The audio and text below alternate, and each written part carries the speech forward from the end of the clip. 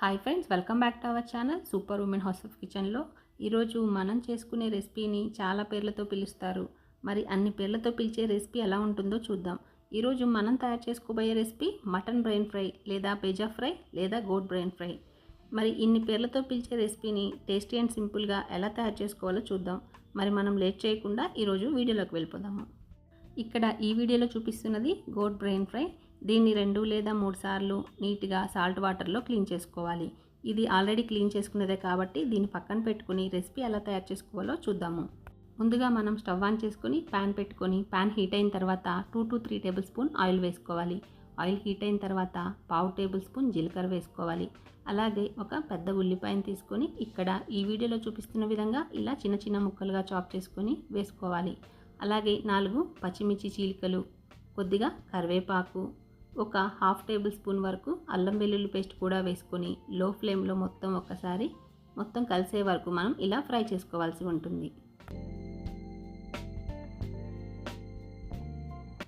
అలాగే రుచికి సరిపడినంత ఒక 1/2 టేబుల్ స్పూన్ వరకు సాల్ట్ వేసుకుందాము. చిటికెడంత పసుపు కూడా వేసుకొని ఒకసారి మొత్తం కలిసే వరకు ఇలా మిక్స్ చేసుకోవాలి.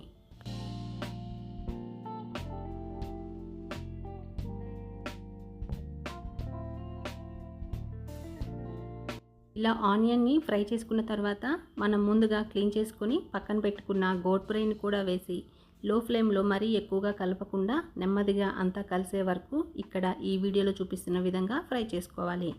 ఇలా మనం 5 మినిట్స్ మూత పెట్టుకొని లో ఫ్లేమ్లో ఆవిరికి కుక్ చేసుకోవాలి. 5 మినిట్స్ తర్వాత ఒకసారి మూత తీసి ఇక్కడ ఈ వీడియోలో చూపిస్తున్న విధంగా బ్రెయిన్ని ఈక్వల్గా కలుపుకుంటూ, అలాగే బ్రెయిన్ని లోపల సరిగ్గా మనకి కుక్ అవుతుందో లేదో అనే డౌట్ లేకుండా ఇక్కడ చూపిస్తున్న విధంగా బ్రెయిన్ని మిడిల్కి కట్ చేసుకొని ఫ్రై చేసుకుంటే ఈక్వల్గా మొత్తం కుక్ అవుతుంది.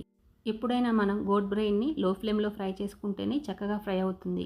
తర్వాత రుచికి సరిపడినంత కొద్దిగా ఒక 1/2 టేబుల్ స్పూన్ వరకు కారం, ఒక 1 టేబుల్ స్పూన్ వరకు ధనియా పౌడర్, 1/2 టేబుల్ స్పూన్ వరకు గరం మసాలా, అలాగే రుచికి సరిపడినంత కొద్దిగా కొత్తిమీరను కూడా వేసుకోవాలి. ఇదంతా మనకి మాడిపోకుండా లో ఫ్లేమ్లో చక్కగా ముక్కలకంతా మసాలా పట్టాలి కాబట్టి ఇక్కడ ఈ వీడియోలో చూపిస్తున్న విధంగా మనం నెమ్మదిగా కలుపుకుంటూ లో ఫ్లేమ్లో కుక్ చేసుకోవాలి. ఇలా సింపుల్ అండ్ టేస్టీగా కనుక మనం పిజ్జా ఫ్రై చేసుకుంటే నీచు వాసన లేకుండా ఉంటుంది. తినని వాళ్ళు కూడా చక్కగా తింటారు. మనం ఇప్పుడు స్టవ్ ఆఫ్ చేసుకుని సర్వింగ్ ప్లేట్లోకి ఈ పిజ్జా ఫ్రైని సర్వ్ చేసుకుందాము. దీన్ని మనం ఇలా ఉట్టిగానే తినచ్చు, లేదంటే రైస్లోకి చాలా టేస్టీగా ఉంటుంది. కావాలంటే చపాతీ, పూరి, రోటీల్లో కూడా తీసుకుంటే ఇంకా బాగుంటుంది.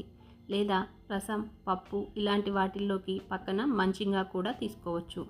ఇలా తప్పకుండా ట్రై చేయండి. సింపుల్ అండ్ టేస్టీ రెసిపీస్ కోసం మన ఛానల్ని లైక్ చేయండి, షేర్ చేయండి, సబ్స్క్రైబ్ చేయండి.